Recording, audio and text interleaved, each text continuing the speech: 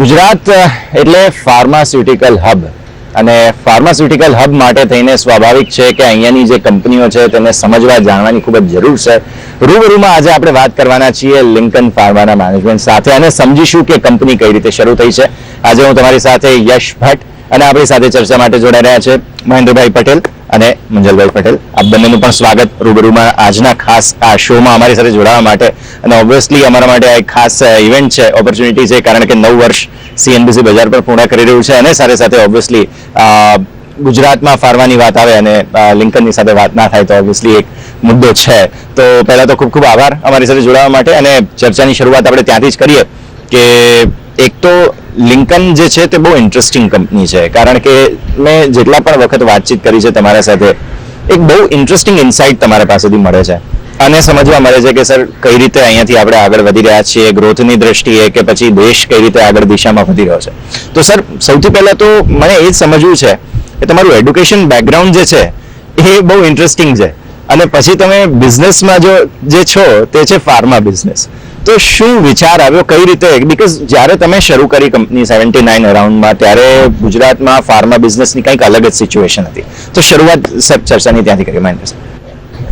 Actually, Lincoln Pharmaceutical starts 1979 માં start થઈ અને મારા બ્રધર છે, નાનો બ્રધર રજનીભાઈ પટેલ, જે ફાર્માસ્યુટિકલનું ભણીને તૈયાર થયા હતા અને થોડો એક્સપિરિયન્સ લીધો હતો, પણ નવો બિઝનેસ કર્યો વિચાર કર્યો.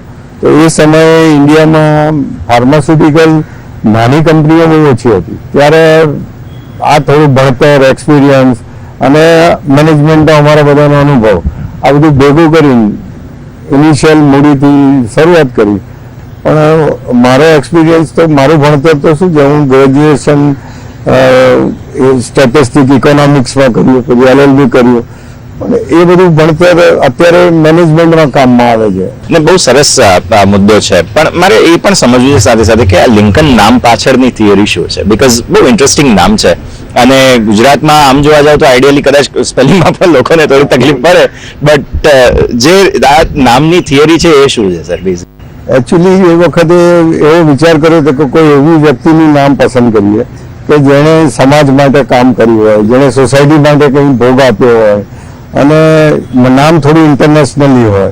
તો એવા નામો પસંદ કરતાં કરતાં લિંકન અમને એવું લાગ્યું કે લિંકને એમની બ્લેક કોમ્યુનિટી માટે કે જેમનું કોઈ અસ્તિત્વ જ નહોતું અમેરિકામાં, એ કોમ્યુનિટી માટે એમને બહુ ફાઇટ આપી અને ફાઇટ આપીને એમને એમનું બ્લેક કોમ્યુનિટીનું અસ્તિત્વ ઊભું કર્યું કે આટલા વર્ષ પછી એમનું પ્રેસિડેન્ટ, બ્લેક પ્રેસિડેન્ટ અમેરિકામાં બન્યા.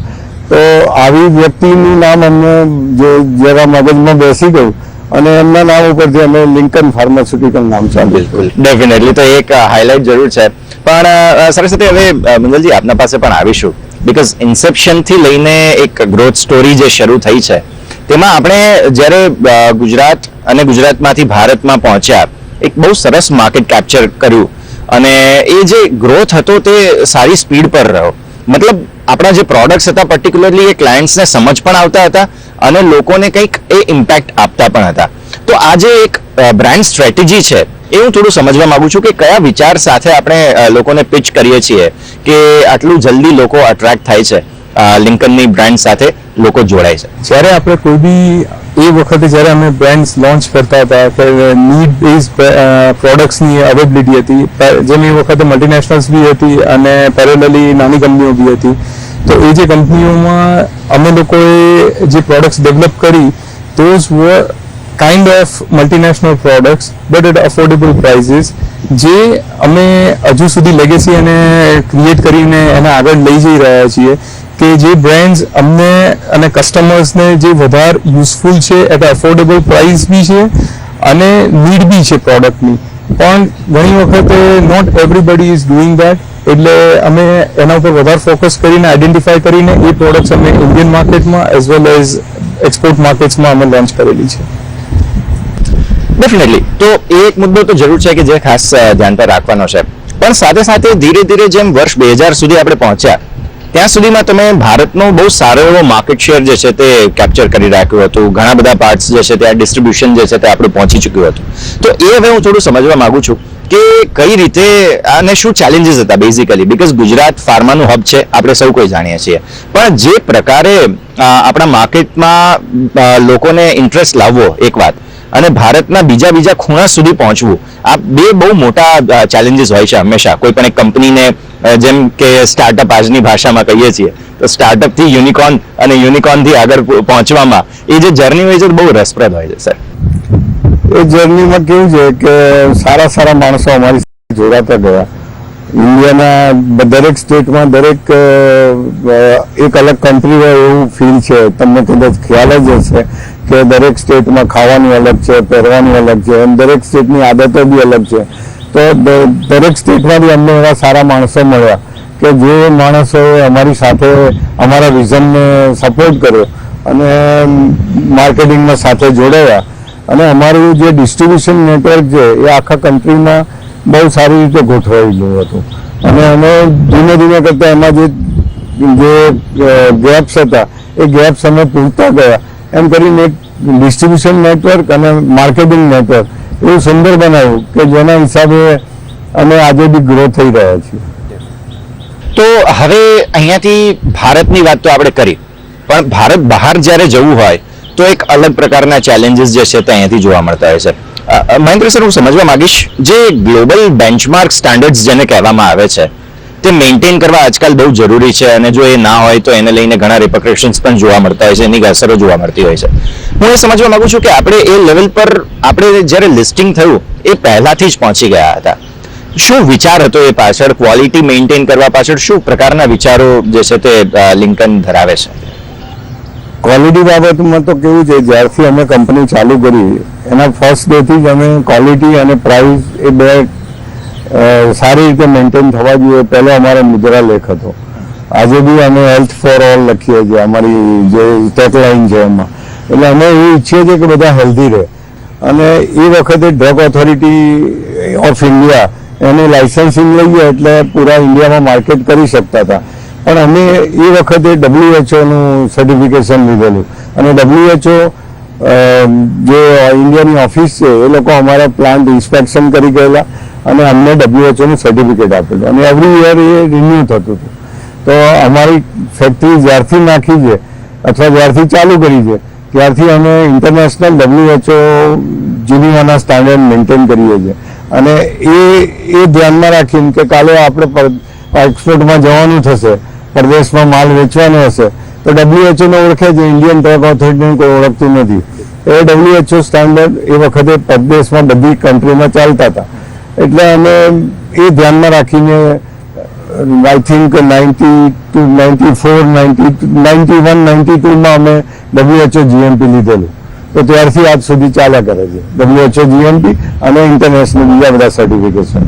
ના, પણ એકચ્યુઅલી અમને જોવા તો મળી રહ્યું છે કે 5th ગિયરમાં ગાડી ચાલી તો રહી છે, એ વાત ચોક્કસ છે. પણ નેક્સ્ટ હવે ઓબ્વિયસલી જે ઇન્ટરનેશનલ ક્લાયન્ટ્સના ચેલેન્જીસ હોય છે તે અલગ હોય છે. ઓબ્વિયસલી તમે જે ડીલ કરો છો એ સમયે ઘણી બધી વસ્તુ હોય છે, ઘણા પેરામીટર્સ હોય છે કે જેનું ધ્યાન રાખવાનું હોય છે. તો એ હવે થોડું સમજવાની કોશિશ કરીએ, બીકોઝ પોસ્ટ 2000 જે ગ્રેટ ગ્રોથ કંપનીએ બતાવ્યો છે પર્ટિક્યુલરલી, એ થોડું સમજવા માંગીએ છીએ. બીકોઝ આ ગ્રોથમાં આગળ વધવું અને એને મેન્ટેન કરવો બે અલગ અલગ પાસાઓ છે. તો એ તમે હવે કઈ રીતે ફોકસ લિંકન માટે કરી રહ્યા છો? મને જોવા જઈએ ને તો global standard day by day increase થતા જાય છે, પેરામીટર્સ બી ઇન્ક્રીઝ થતા જાય છે. અમે બી દરેક સ્કેલેબિલિટી ઇક્વિપમેન્ટથી લઈને ટેકનોલોજીથી લઈને ઇન્ટેન્જિબલ એસેટ્સ લાઈક ડોક્યુમેન્ટેશન્સ છે, અમારા ડોઝિયર્સ છે, અમારી પ્રોડક્ટ લાઇન છે, પ્રોડક્ટ મિક્સ છે, નવા લાઇન્સ એડિશન છે કે ઇવન ટેકનિકલ સ્ટાફ એડિશન છે, અમે દરેક જગ્યાએ ઇન્વેસ્ટ કરતા જઈએ છીએ. અને ઇટ્સ અ રિકરિંગ પ્રોસેસ. એટલે હવે છે ને GMP-ને ખાલી GMP નથી કહેતા, ગુડ મેન્યુફેક્ચરિંગ પ્રેક્ટિસ નથી કહેતા, પણ હવે એ લોકો એને CGMP કહે છે કે ઇટ્સ અ કન્ટિન્યુઅસ પ્રોસેસ. એટલે you have to keep on upgrading it every time. હવે જેમ જેમ કન્ટ્રીઝ અમે એડિશન કરતા ગયા, ફર્સ્ટ ટ્રાય હતો કે જે ડેડે કે કાકાએ કે બધાએ જે એસ્ટાબ્લિશ કર્યું હતું એ કન્ટ્રીઝને અમે સ્મૂથલી ચલાવીએ, ફર્સ્ટ સ્ટેપ. સેકન્ડ સ્ટેપ કે જે રિસ્ટ્રિક્ટેડ હતા એની અંદર કઈ રીતે એન્ટ્રી કરીએ, એમાં પ્રોડક્ટ્સ રજીસ્ટર કઈ રીતે કરીએ જે અમે સારી રીતે કરી શક્યા અને ઇમ્પ્લિમેન્ટ કરી શક્યા.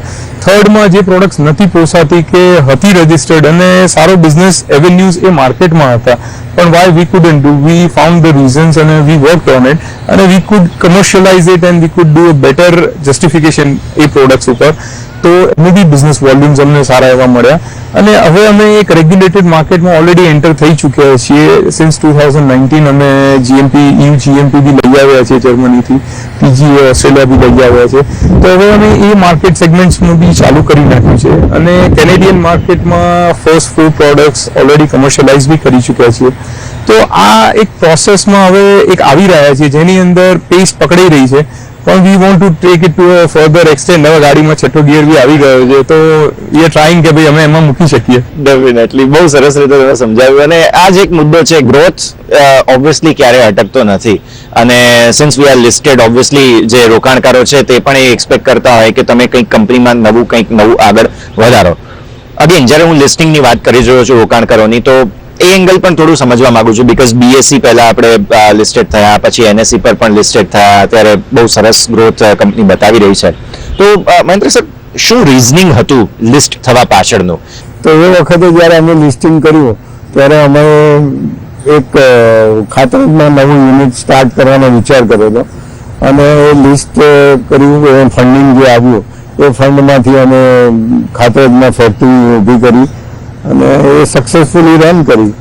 તો કેવું છે કે વેલ્યુ બી મળી કંપનીને અને એ પૈસાનો ઉપયોગ થયો તો આજે શેર હોલ્ડરને અને ઇન્વેસ્ટરને એનાથી ફાયદો બી મળી રહ્યો છે.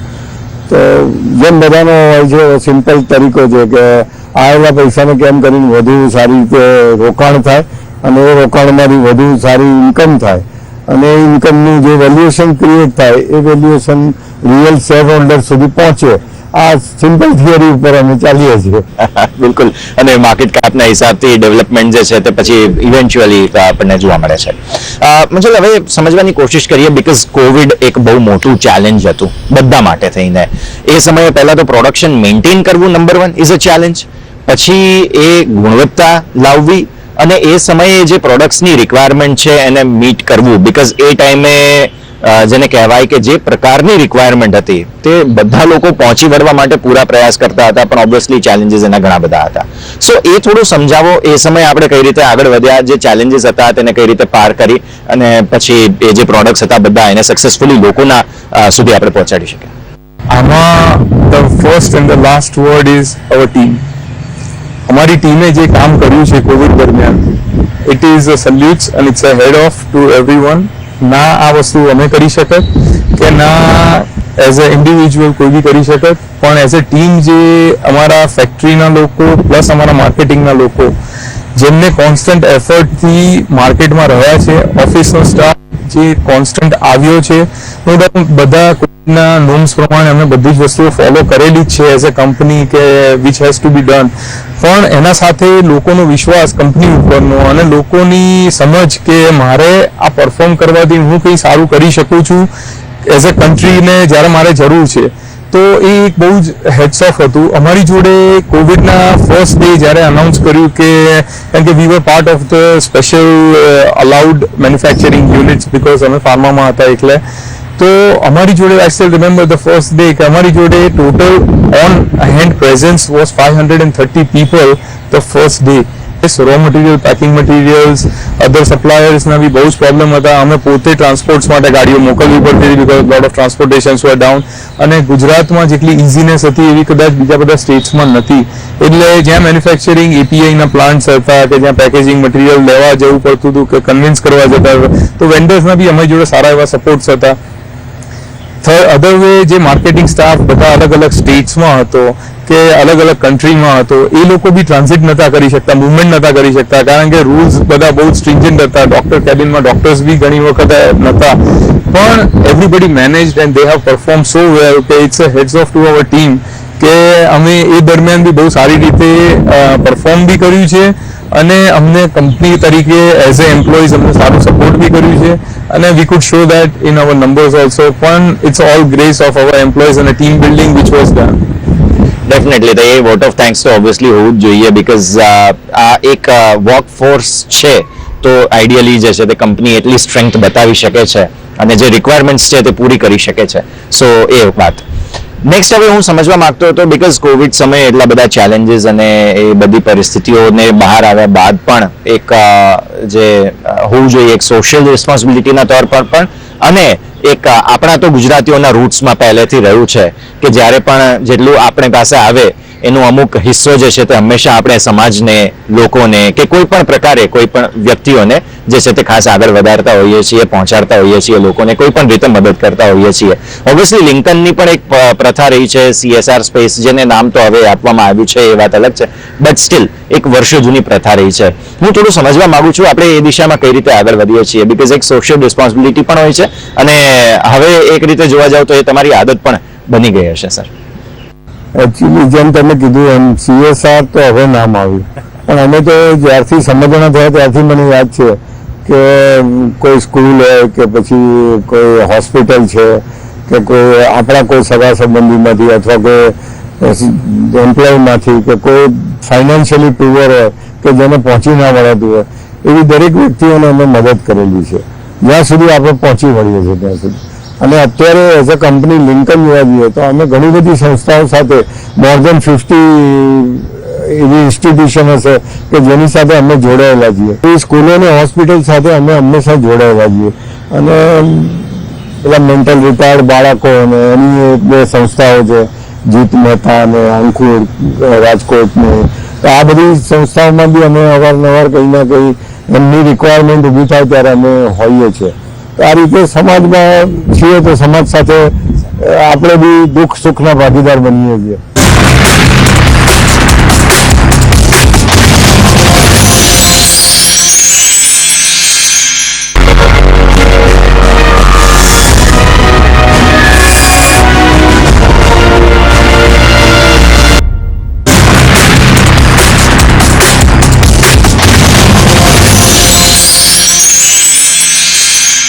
આજે હું તમારી સાથે યશ ભટ્ટ અને આપણી સાથે ચર્ચા માટે જોડાઈ રહ્યા છે મહેન્દ્રભાઈ પટેલ અને મુંજલભાઈ પટેલ.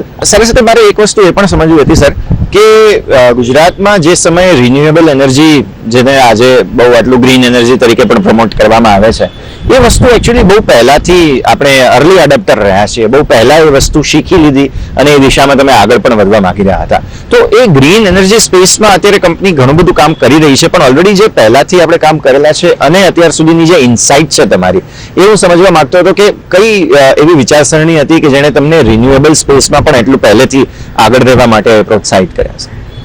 એકચ્યુઅલી આપણે ફિલ્મોમાં જોયેલું, પછી પરદેશ જઈએ એટલે જોયેલું પવનચક્કીઓ જેને કહીએ આપણે, પહેલા તો પવનચક્કી જ સમજતા હતા, પછી ખબર પડી કે આ તો વિન્ડ મિલ છે અને આને નાખવાથી જે વિન્ડમાંથી જે પાવર જનરેટ થાય એ પાવર આપણા યુનિટને ક્રેડિટ મળે અને આપણા કન્ઝમ્પશનમાં એ ક્રેડિટ મળે. તો આના કોન્સેપ્ટ ઉપર ગવર્મેન્ટ પોલિસી લાવી ત્યારે શરૂઆતના 4-5 વર્ષમાં જ અમે પહેલી વિન્ડ મિલ નાખી હતી. પહેલાં નાની વિન્ડ મિલ હતી, પછી બીજા 5-1 વર્ષમાં બીજી 2.1 મેગાવોટની મિલ નાખી. એમ કરીને અમે લગભગ અત્યારે આજની ડેટમાં જોઈએ તો રૂફટોપની સાથે નિયરલી 60% પાવર અમે રિન્યુએબલ એનર્જીનો જ વાપરીએ છીએ. હવે આ જે 30% 35% બાકી ગેપ રહ્યો એના માટે પાછું રીથિંકિંગ કર્યું તો ગવર્મેન્ટે હમણાં સારી પોલિસી બનાવી છે, તો એના હિસાબે અમે અત્યારે 4 મેગાવોટનો એક સોલર પાર્ક બનાવી રહ્યા છીએ, સોલર પ્લાન્ટ. એમાંથી લગભગ 65 lakhs યુનિટ જનરેટ થશે અને અમારું ઇલેક્ટ્રિક બિલ ઓલમોસ્ટ નીલ થઈ જશે. એટલે કાર્બન ન્યુટ્રલ જેને આપણે કહીએ છીએ. બિલકુલ, બહુ સરસ એક વાત છે. અને સર મારે એક સવાલ મુંજાલજી આપને એ પણ પૂછવો છે કે આપણે નેટ ડેટ ફ્રી કંપની તરીકે છે જાણીતા છીએ અને ગુજરાતની આવી રેર કંપનીઓ છે કે જે નેટ ડેટ ફ્રી છે, તો એ થોટ પ્રોસેસ શું હતી? બીકોઝ આજકાલ તમે જોવા જાવ તો ફાઇનાન્સ લેવું બહુ ઇઝી થઈ ગયું છે, પહેલા જેટલું મતલબ હતું એટલું, અને એમાં કોર્પોરેટ માટે થઈને તો એ ફાઇનાન્સ બહુ ઇઝીલી મળી જાય છે. તો જ્યારે આટલું ઇઝીલી ફાઇનાન્સ મળતું હોય તેમ છતાં પણ આપણે શા માટે આ દિશામાં આગળ વધવાનું પગલું વિચાર્યું? આજે નેટ ડેટ ફ્રી થવાથી એડવાન્ટેજ અને ક્લેરિટી બંને રૂપે છે. એક છે કે એઝ અ કંપની અમારે બી અકાઉન્ટ્સ તરીકે જોઈએ તો we are using hour on funds only everywhere વેરેવર we can. એટલે એનાથી શું થઈ જાય છે કે clarity of investments, clarity of working capital કે એક્સપાન્શન કંઈ બી કરીએ છીએ તો એમાં એક ક્લેરિટી સાથે હોય છે કે અમે પોતાના ROIs બહુ ફાસ્ટ વિચારી રહ્યા છીએ. એટલે અને એક્યુમ્યુલેટિવ કેશ કંપનીમાં એટલી આવે છે એવરી યર કે જે અમે જો અંદર રોકાણ કરવાથી અમને એનું રિટર્ન મળે છે તો વ્યાજનું દર અમને એ બેનિફિટ જ છે કંપની માટે અને કંપનીના ઇન્વેસ્ટર્સ માટે. તો એક એ બેનિફિટ હતો. અને નેટ ડેટ ફ્રી કરવાથી એઝ અ કંપની બી જોઈએ તો લાયબિલિટીઝ ના હોય ત્યાં કામ કરવાની બી થોડી ઇઝીનેસ લાગે છે.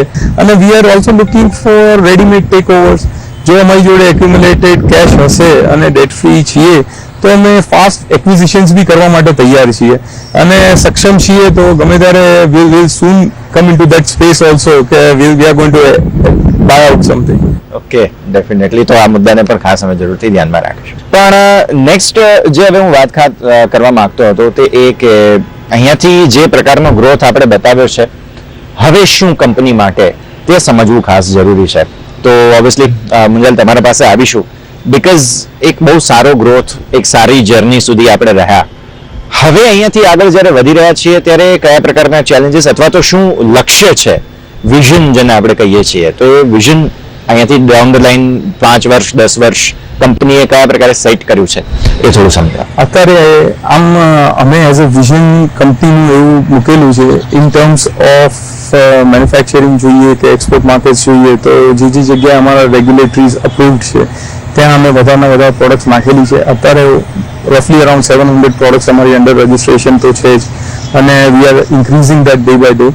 તો એટલું જેટલું એ વધતું જ જશે એમ અમને એના રેવન્યુ અને એના માર્જિનલ બેનિફિટ્સ અમને ખૂબ જ દેખાઈ રહ્યા છે.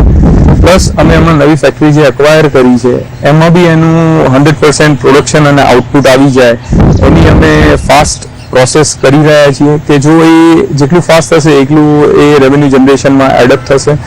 માર્કેટિંગમાં ડોમેસ્ટિક માર્કેટિંગમાં બી નંબર ઓફ મેડિકલ રિપ્રેઝેન્ટેટિવ્સ વધારી રહ્યા છીએ, સ્ટેટ્સ વધારી રહ્યા છીએ અને ગ્રેજ્યુઅલી પ્રોડક્ટ બાસ્કેટ બી એક્સપાન્ડ કરી રહ્યા છીએ. જે ડિફરન્ટ થેરાપેટિક ઇન્ડેક્સ કહીએ એમાં બી એન્ટ્રી લેવાનો પ્રયાસ બી કરી રહ્યા છીએ અને સક્ષમતા છે એટલે એમાં બી આગળ વધી જ જઈશું.